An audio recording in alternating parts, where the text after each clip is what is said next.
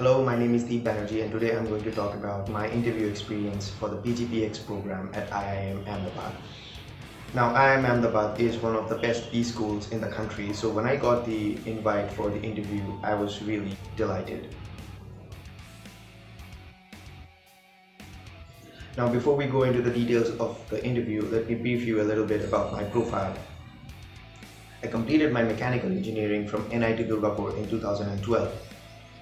And through campus placement, I got recruited by Tata Motors. I was deputed at the Jamshedpur plant. It was basically a commercial vehicle plant. And I worked there as an assistant manager in the frame factory for 3 years. After that, I switched to Honda Cars India Limited and I worked there as a service trainer for 3 more years. Now, as a service trainer, I got introduced to the automobile service industry and consequently, I switched to Maruti Suzuki as a territory service manager. I joined Maruti Suzuki in October 2018 and by January 2019 I had decided to go for the GMAT. My experience of preparing for the GMAT and scoring a 730 is covered in another video that I have made. Now that we have covered my profile, let's talk about the interview.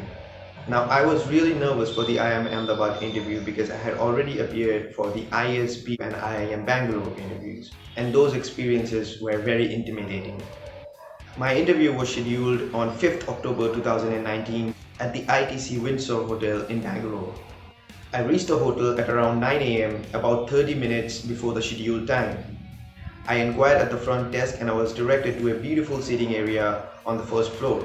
There, I waited for 15 to 20 minutes before someone came and told 3 people, including me, to accompany him downstairs.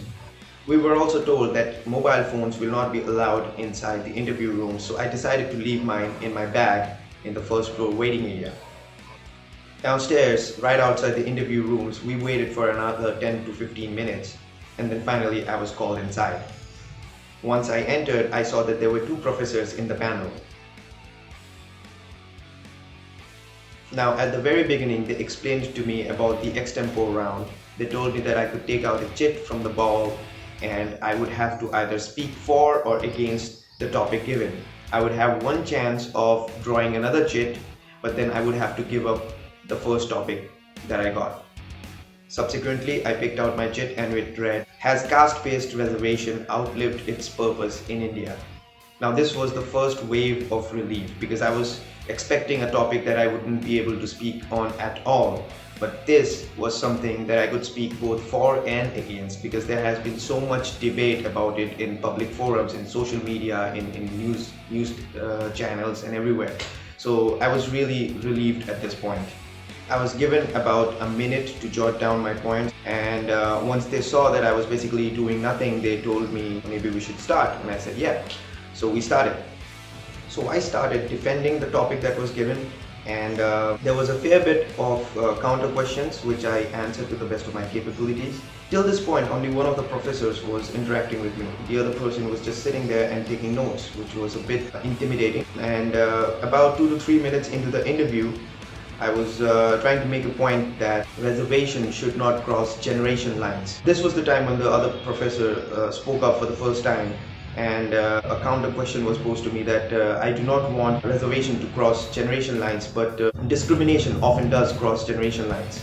And this was a very good counter question, and for the tiniest of the moment I thought that I wouldn't be able to find a way around it. But I took some time to clear my thoughts and I answered that if we're talking about discrimination, maybe we should talk about the people who are discriminating rather than the people who are being discriminated against. And the next thing that we need to look into is that where are these people coming from who are discriminating in this day and age? If someone is discriminating based on caste and that someone is a product of our education system, a product of our society, maybe there's something in the education system and the society that we need to focus on and maybe change. Now, I don't know whether this was a great answer to the question that was posed, but the 2 professors seemed convinced.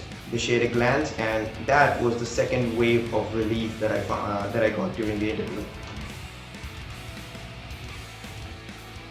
After that, it was a very smooth interview. They started talking about why I want to do an MBA and I had my answers. I showed them where my current career path was going and where I want to go and how the MBA would fit into that entire picture. They asked me about my industry. The automobile industry wasn't really doing great at that time, and they asked a lot of questions about it. They asked what are the steps that are being taken by the government to counter the situation. They asked me if I was in a position of power, what decisions I would take or what policies I would bring about which could help in reviving the market. A lot of new things were coming up in the automobile industry as well. There were axle norms which were changed recently, and BS6 was going to be implemented from April 2020.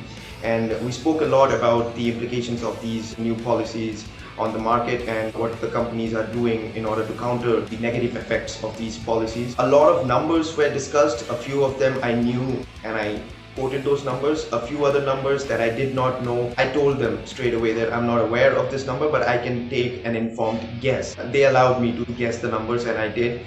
Basically, I felt what they were checking was my awareness in my own industry, in the industry that I have worked in so far. I was really confident at this point of time, and all of a sudden they said that they had everything they needed and they would be happy to answer any questions if I had. Now, I would like to mention over here that I wasn't really asked a lot of questions from my essays, which many of the online interview experiences that I read before going for the interview suggested that a lot of questions may be asked from the essays, but that was not the case for me. Nevertheless, one should have really good knowledge about what they have written in the essays so that they can back it up during the interviews. I asked them what would be the PGPX experience like for someone with 7.5 years of experience like me. And they were happy to answer that question in details, and that was it. They offered me cookies and chocolates. I took a cookie because I was starving at this point. I hadn't eaten anything since morning, and I left the interview room smiling.